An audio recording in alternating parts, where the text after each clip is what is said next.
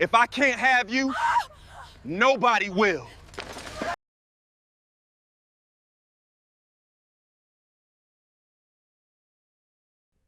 And walked out.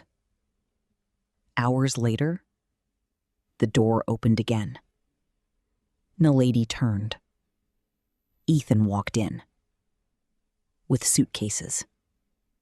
"I'm moving in," he said. Naledi blinked in shock. "What?" "I'm not leaving you," he said. "We'll start over." "You don't blame me?" she asked softly. Ethan shook his head. "I understand why you did it." He looked at her deeply. "But I still love you." Naledi's heart softened. "I filed for divorce," he added. "He just doesn't want to sign." For the first time in a long time, hope returned. And slowly, they rebuilt. One evening, Naledi and Ethan were relaxing at home. Suddenly, shouting, noise, chaos from outside.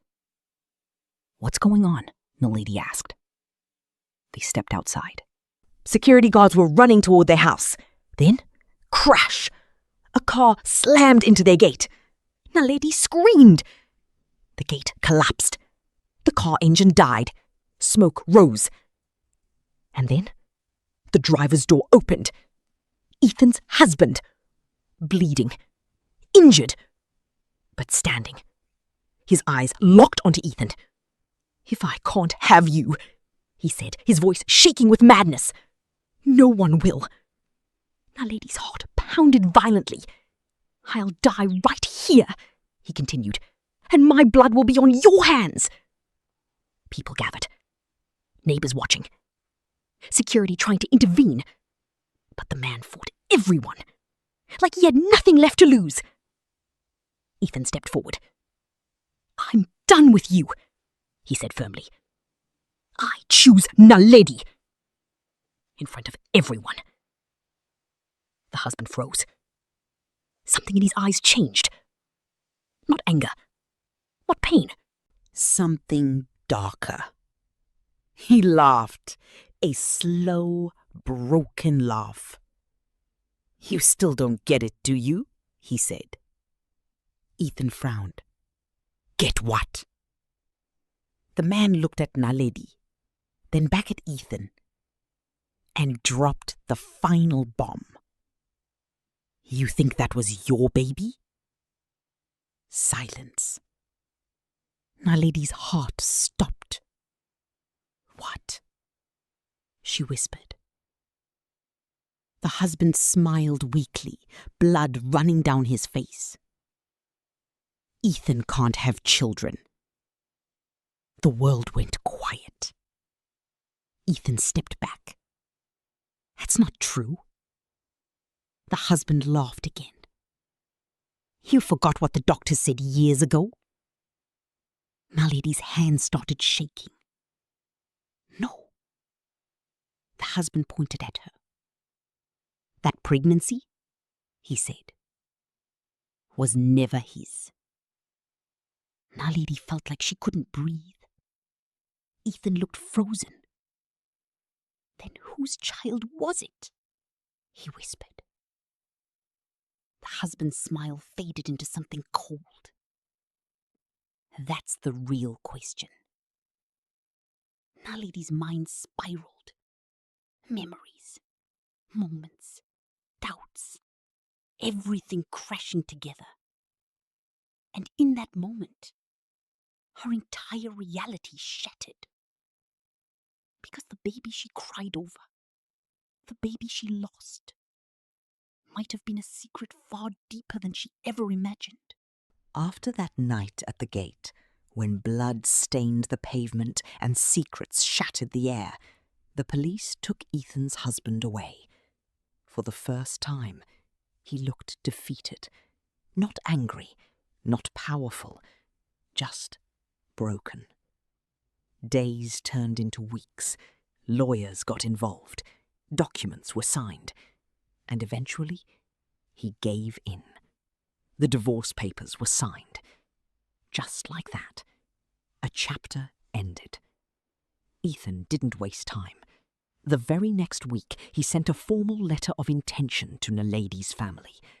A respectful step, a serious step, a permanent step. Naledi stood beside him as everything moved forward. Her family was cautious at first. They had questions, concerns, doubts. But Ethan showed up with honesty this time. No secrets, no lies, just truth. And slowly, they accepted him. The day of Lobola negotiations arrived. Both families gathered. Tradition filled the air. Laughter, tension, celebration. Ethan's family came prepared. And when the negotiations were complete, joy erupted. They didn't wait. They celebrated that same day. Music played. People danced. Naledi smiled in a way she hadn't in a long time. For the first time since the airport, her life felt right. Ethan didn't just speak love. He showed it. He surprised Naledi with a new property. The very one she had been dreaming about. A home. A fresh start. A place for our future, he told her. But he didn't stop there. Knowing Naledi was an engineer, Ethan built something for her. He helped her start her own company. I don't want you to depend on me, he said. I want to build with you. He sent her clients, connected her to opportunities, supported her growth.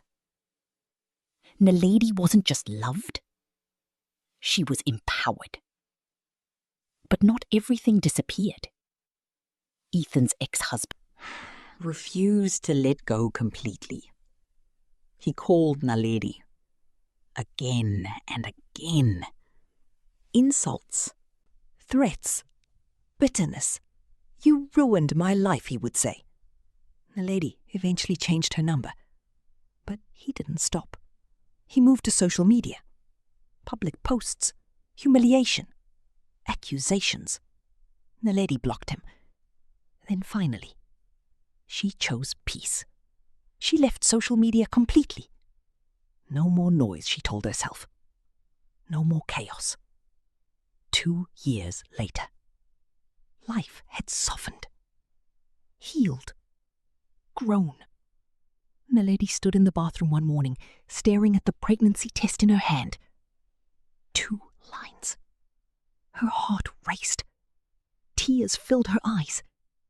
But this time, they weren't from fear. They were from joy. She walked into the bedroom slowly. Ethan, she whispered. He looked up.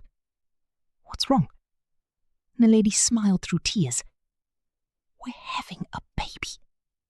Ethan froze, then laughed, then cried, then pulled her into the tightest hug. But life had one more surprise. At the doctor's visit, they found out they're pregnant with twin boys. Double the love, double the blessing. They planned a destination wedding. Beautiful, intimate, peaceful. Everything they had fought for. Naledi stood in her dress, glowing.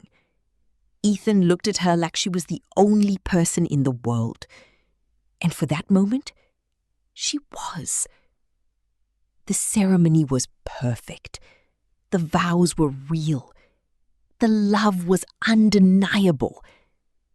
At the reception, just when everything felt complete, a familiar figure appeared. Uninvited. Unstable. Ethan's ex-husband. Gasps filled the room. He looked destroyed. Thinner. weaker. His clothes untidy. The smell of alcohol surrounding him. His eyes were red, tired, broken. "I need to talk to you," he said, his voice shaking. Ethan stepped forward cautiously. This is not the place. But the man dropped to his knees. "I want my husband back," he cried. The room fell silent. Naledi's heart tightened. "You don't understand," he continued. "My life is falling apart." And it was obvious. He had lost everything. "You were my stability," he said to Ethan. "I need you." Tears streamed down his face. For a moment, there was no anger, just pain. Ethan looked at him quietly, then said softly, "That life is over." The man broke down. Ethan's friends stepped in and gently escorted him out. And just like that, the past walked away for the final time. That night, another truth came out. Ethan's family had discovered everything. The marriage, the secrets, the past.